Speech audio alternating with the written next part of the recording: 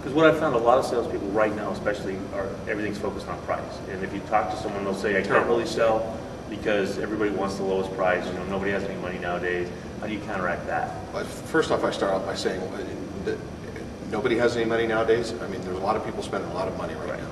And the second thing is that price is never the issue when you create enough value for why they need what they're doing. So stop selling on the idea that price is the lowest issue and find out what's really important to them. You have to become, in these kind of economies, you have to become a much more consultative salesperson. You have to offer more. You have to show how you can solve problems. You have to show how your technology or how your product or your service is going to reduce the bottom line. Because when people say, I just want to save money, so if you ask them, well, if you can buy the cheapest product but it won't do the job completely, are you okay with that? Their answer is, well, of course not.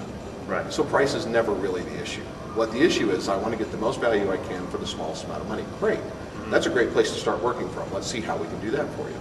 Right. So you want to be able to differentiate your product offering and basically to uncommoditize. You don't want to be selling a commodity or allow yourself, I think, to be pulled into that commodity zone, right? Now here's a really interesting persuasion tool.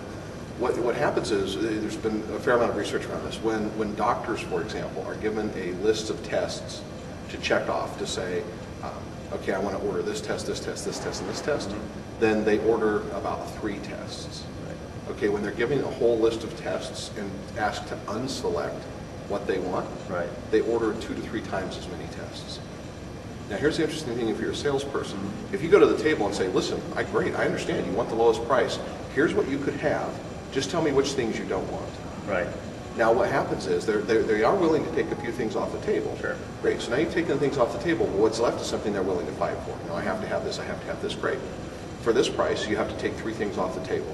Which 3 do you want to take off the table? Now they're going to take them off and say, okay, I'm happy with the solution I'm left with, or they're going to say, well, I don't want any of them off the table. Let's figure out how we get to the better price. So it's actually a nice way to kind of like reframe it and twist it around. Right. Exactly. It's like you're always trying to add things onto it. You're forcing the customer to take them away. Right. Take away the things that you don't want that aren't really important to you.